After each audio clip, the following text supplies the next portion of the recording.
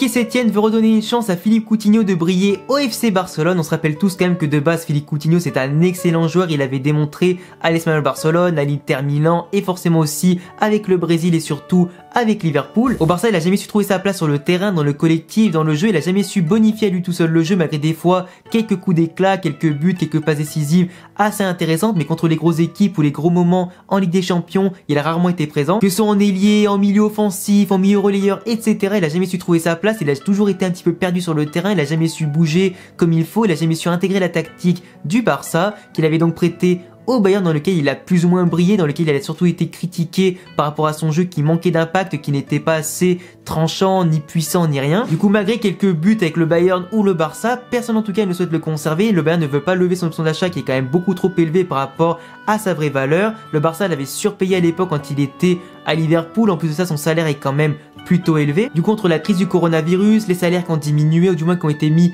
au chômage partiel, le fait aussi que certaines structures ont dû aider les clubs financièrement pour les aider à remonter la pente, le fait que t'aies plus de billetterie avec les matchs à huis clos, que les sponsors et les contrats ont été remodifiés et renégociés, les droits TV aussi qui ont fortement diminué et qui ont rien payé vu forcément les matchs sont pas diffusés, le marketing qui a impacté, la pub, les ventes de maillots, de goodies, etc. Tous les revenus des clubs ont été divisés facilement par 10, enfin c'est quand même un sacré délire. Les clubs en tout cas ont déjà du mal à payer les salaires de leurs joueurs sans rentrer d'argent. Du coup, les clubs déjà endettés ont forcément dû se réendetter encore par-dessus, sauf les clubs du coup qui sont dans le vert, qui ont limité l'impact du coronavirus, mais ça va pas tarder à être impacté négativement. Payer un joueur plus de 50, 60, 70 millions, voire 120 millions, c'est quand même trop compliqué. Du coup, ni le Bayern ne souhaite l'acheter, ni le Barça ne souhaite le conserver et payer son salaire. Les clubs comme Newcastle qui vont être rachetés, comme City qui ont déjà beaucoup d'argent, United, Tottenham, Chelsea et bien d'autres, même comme l'Inter Milan ou la Juve qui étaient potentiellement intéressés par Coutinho, et ne peuvent pas se l'offrir. Et forcément, si le Barça doit le garder, il doit trouver une solution pour l'intégrer à son collectif et son équipe. Voilà donc Quique Setién qui a expliqué notamment à Bartomeu le président, qui a expliqué aussi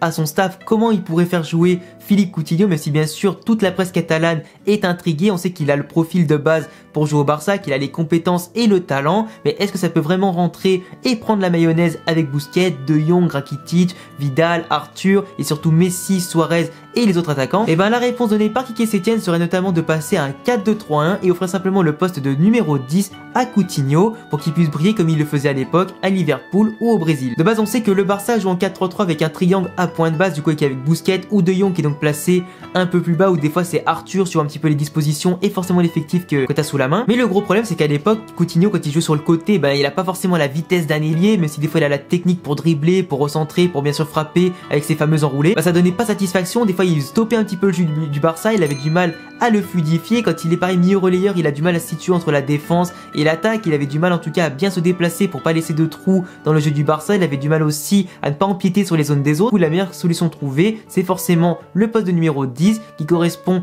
à sa vision du jeu, sa technique, ses dribbles, sa conservation, le fait aussi de faire la dernière passe et sa grosse foi pour marquer des buts. Le seul gros problème du coup qui est déjà mis en évidence par la presse catalane et forcément aussi par tous les experts du foot, c'est que si tu mets un numéro 10 au Barça, qu'est-ce que tu fais de Lionel Messi? Parce que Lionel Messi c'est lui entre guillemets le numéro 10, mais si du coup souvent dans la composition il est placé à droite de la compo, voire des fois en attaquant de pointe, suivant du coup les dispositions et les joueurs que tu as aussi sous la main, et c'est quand même Messi qui vient décrocher, qui vient chercher les ballons, qui organise le jeu, qui fait en sorte que tous les joueurs se croisent et se décroisent, on les appelle, fasse les transitions, perce les lignes et tout ça. Du coup si tu mets Coutinho dans la zone de Messi du coup en tant que numéro 10 sur le papier, ça va encore créer un surnombre, ça va surtout créer des joueurs qui vont se marcher dessus, qui vont pas se comprendre, qui vont surtout empiéter sur leur plate-bande, qui vont du coup empêcher franchement la fluidité du Barça de se créer, d'avoir un jeu en tout cas plus régulier, d'avoir un jeu plus libre, et ça va simplement créer le même problème qu'il y avait eu à l'époque quand il était milieu relayeur ou sur le côté. C'était très compliqué du coup d'avoir des joueurs dans la même zone d'influence qui pouvaient simplement aussi libérer le jeu du Barça comme il se devait avant. Mais il est clair que quand tu regardes le talent de Coutinho, son vrai poste c'est bien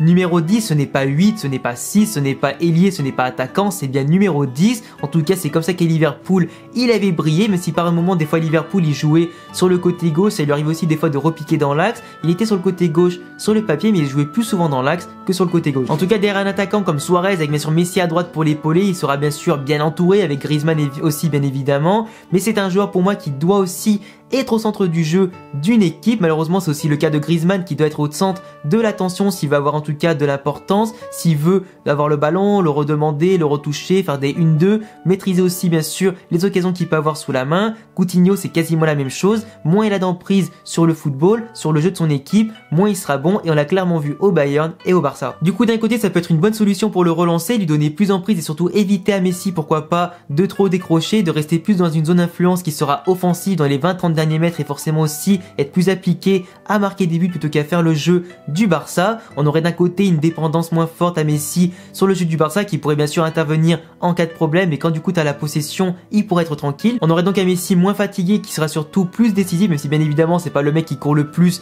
sur le terrain en termes de kilomètres etc. Il est souvent très décisif dans la dernière passe et pour marquer lui-même, mais il serait d'ailleurs plus concentré sur ces tâches là, la dernière passe et le but, plutôt que de devoir faire le jeu. Du coup, bonne nouvelle, mauvaise nouvelle, Coutinho en 10, le jeu du coup du Barça qui passerait de 4-3-3 à 4-2-3-1, ça changerait simplement aussi la verticalité de l'équipe avec un Coutinho qui pourrait en apporter beaucoup plus par rapport à un jeu du Barça qui d'habitude est plutôt stagnant, qui est simplement aussi redondant et prévisible. Du coup, à voir ce que ça peut donner de passer au 4-2-3 avec un Coutinho mis en évidence en numéro 10, Griezmann à gauche, Suarez en pointe et Messi à droite. On aurait donc un sacré quatuor qui par contre en termes défensifs serait quand même problématique. Je vous laisserai en tout cas me dire en commentaire si mon analyse est bonne, si elle est pas bonne, si Quique Sétienne a raison de faire jouer Coutinho en numéro 10, s'il a raison de faire passer le Barça de 4-3-3 à 4-2-3-1, si ça va plutôt aider Messi à améliorer ses stats, à être moins fatigué et avoir moins d'influence sur le jeu du Barça pour se concentrer sur les meilleures tâches. Donnez-moi tous vos avis et vos analyses en commentaire. Je vous laisse également vous abonner et cocher la cloche et me rejoindre sur tous mes réseaux, il y a tous les liens en description. A bientôt les gars, prochaine vidéo, ciao.